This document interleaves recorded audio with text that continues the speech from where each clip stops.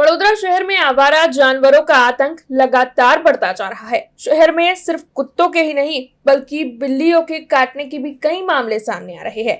यहां तक कि वडोदरा की प्रमुख एसएसजी अस्पताल में भी हर माह आवारा जानवरों के काटने की वजह से तकरीबन 1000 लोग इलाज लेते हैं। तब इस मामले के मद्देनजर वहां के आरएमओ हितेंद्र चौहान की ओर से प्रतिक्रिया दी गई है। संस्कारी नगरी वडोदरा में बीते कुछ वक्त से जानवरों के काटने की घटनाओं में लगातार बढ़ोतरी देखी जा रही है। गलियों और रिहायशी इलाकों में आवारा कुत्तों का आतंक तो पहले से ही था, लेकिन अब बिल्लियों के काटने के मामलों में भी तेजी आ गई है, जो प्रशासन और लोगों दोनों के लिए चिंता का विषय बन गया है। स्थिति की गंभीरता का अंदाजा इसी बात से लगाया जा सकता है कि शहर के एसएसजी अस्पताल में हर माह जानवरों के काटने के करीबन 1000 मामले दर्ज हो रहे हैं। बढ़ते हुए इन मामलों को लेकर एसएसजी अस्पताल के आरएमओ डॉक्टर हितेंद्र चौहान ने लोगों से जागरूक रहने की अपील की है। डॉक्टर हितेंद्र चौहान का कहना है कि किसी भी जानवर के काटने को हल्के में नहीं लिया जाना चाहिए। कई लोग घरेलू उपचार या देसी इलाज का सहारा लेते हैं, जो कि आने वाले वक्त में उनके लिए खतरनाक साबित हो सकता है।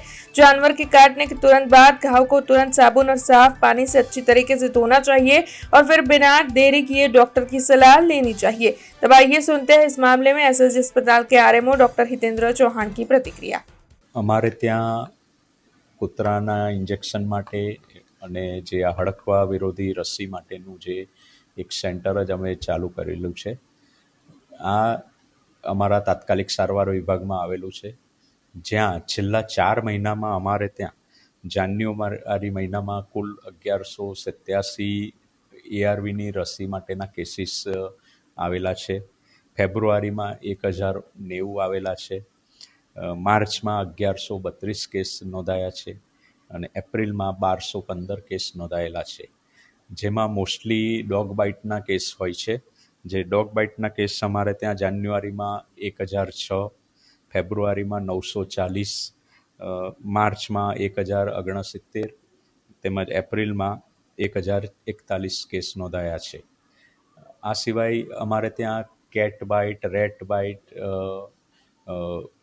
મંકી બાઇટ તેમજ સ્નેક બાઇટના કેસો પણ આવતા હોય છે, જે પણ આમાં ઇન્ક્લુડેડ હોય છે।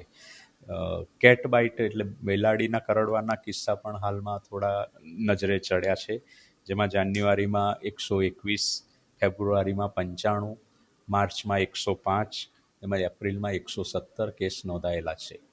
તાત્કાલિક તો જ્યાં બાઇટ કરી હોય ત્યાં ચોખ્ખા પાણીથી ઘાને ધોઈ કાઢવાનો એ પ્રાઇમરી છે, જેથી આગળ ઇન્ફેક્શન વધતું અટકી જાય અને ત્યારબાદ નજીકના આરોગ્ય કેન્દ્ર પર જઈ ડૉક્ટરની સલાહ મુજબ જે બી હડકવાની રસી અથવા બીજી કોઈ પણ સારવારની જરૂર હોય તો એ લેવાની હું સલાહ આપું છું। હું ઘરગથ્થુ ઉપચારની સલાહ આપતો નથી। નજીકના આરોગ્ય કેન્દ્રનો સંપર્ક કરી ડૉક્ટરની સલાહ મુજબ જ આ કેસમાં સારવાર લે એ જ હું સલાહ આપું છું, કારણ કે એકવાર હડકવા થઈ જાય પછી એનો કોઈ ઈલાજ રહેતો નથી। हमसे जुड़े रहने के लिए हमारे YouTube चैनल को सब्सक्राइब करें और नई वीडियो की नोटिफिकेशन के लिए बेल आइकॉन को दबाएं।